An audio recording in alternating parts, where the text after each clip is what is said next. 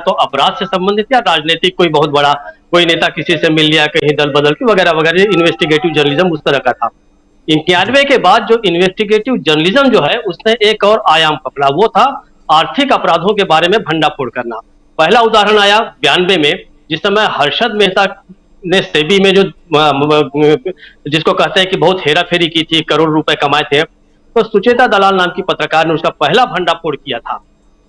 उसका रिपरकशन ये हुआ कि पूरा हड़कंप मच गया, पूरे इन्वेस्टमेंट जो मार्केट था उसमें हड़कंप मचा, और यहां तक कि उन्होंने ये कहा कि हमने उस समय के प्रधानमंत्री जो हैं नरसिंह राव को हमने 1 करोड़ रुपए की दिया पैसा। सरकार की ओर से ये भी कहा गया, मतलब उनके पार्टी की ओर से और सरकार की ओर से, कि 1 करोड़ रुपया इतने सूटकेसेस में कैसे आ सकता है। मैं उस प्रेस कॉन्फ्रेंस का प्रत्यक्षदर्शी हूं जिसमें राम जेठमलानी और हर्षद मेहता ने 1 करोड़ रुपए सूटकेस में रख के दिखाए। ये डिटेल में क्यों दे रहा हूं, मैं इसको आगे बताता हूं। दूसरा बड़ा खुलासा देखिए, रघु अय्यर एक पत्रकार हुए जिन्होंने भंडाफोड़ किया कि चंद्रशेखर के समय 47 टन जो सोना है आरबीआई का, वो विदेश में जाके गिरवी रखा गया क्योंकि देश जो है वो दिवालियेपन की कगार पे था। तीसरा, श्रीनिवास लक्ष्मण ने एक रिपोर्ट, एक बहुत बड़ा भंडाफोड़ ये किया था कि अमेरिकन जो वॉर प्लेन्स हैं, नियमों के विरुद्ध उन्हें भारत में फ्यूल भरने की परमिशन दी गई। ये दोनों घटनाएं चंद्रशेखर के समय की हैं।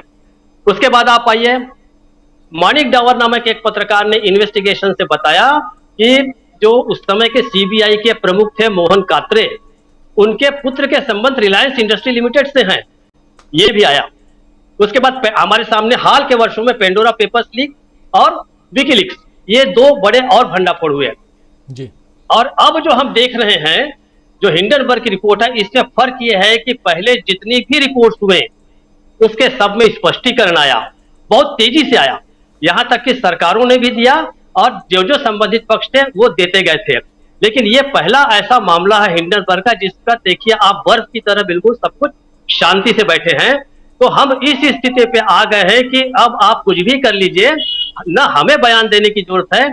सरकार इसलिए बयान नहीं दे रही है कि सरकार की ओर से बयान देने वाले जो असंख्य 2 रुपए प्रति कमेंट के जो दिहाड़ी मजदूर लगे हुए हैं, वो जवाब देने के लिए आ जाते हैं।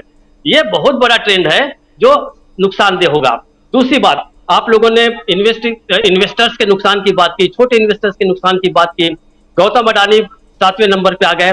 मैं ज्यादा चिंतित इस बात को लेकर हूं कि मुख्य रूप से जैसे LIC है, इसकी अगर हालत खराब हो गई, बैंक्स की हालत खराब हो गई, बहुत सारे ऑयल कंपनीज हैं, मुख्य रूप से बजट के निर्माण में यहां का पैसा जो होता है, तो हमारे देश की SDGs का क्या होगा, जो हमारे विकास के जो लक्ष्य है, जो 17 SDGs जो निर्धारित किए हैं यूनाइटेड नेशंस ने, जिसमें शिक्षा है, स्वास्थ्य है, जिसमें सड़क है, पानी है, लोगों के लिए घर है, ये 17 हमारे जीवन के जो पहलू हैं वो सीधे सीधे प्रभावित होंगे।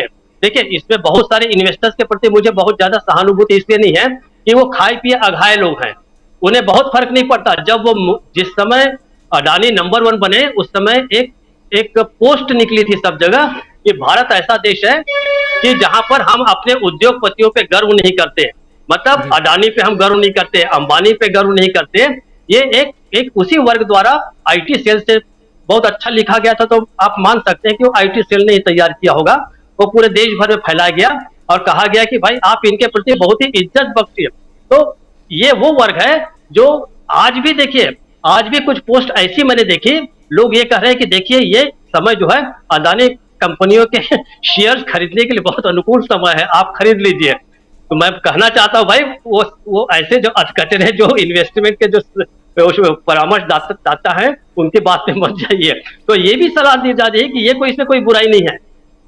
तो मेरे जो चिंता ये है कि जो हम पहले ही फंड से जूझ रहे हैं, आम जनता जो जूझ रही है, 85-81 करोड़ लोग जो 5 किलो राशन पर जीवित हैं, उनके बाकी के जीवन स्तर का क्या होगा, हम और कहां नीचे जाएंगे, ये देखने वाली बात होगी। जहां तक राहुल गांधी वाली बात है, तो मेरे ख्याल से शायद आप अगले चक्र में राहुल गांधी के ऊपर और डिटेल में बात करें।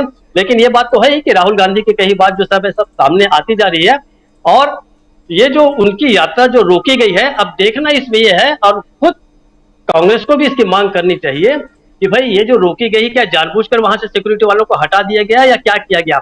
लेकिन अगर सिक्योरिटी हटने से कोई भी बड़ी दुर्घटना होती है तो ये सरकार के खिलाफ ही जाएगा। ये बात भी सरकार को ध्यान में रख लेना चाहिए। राजीव जी। जी बिल्कुल बिल्कुल, सरकार को यह ध्यान रखना चाहिए, लेकिन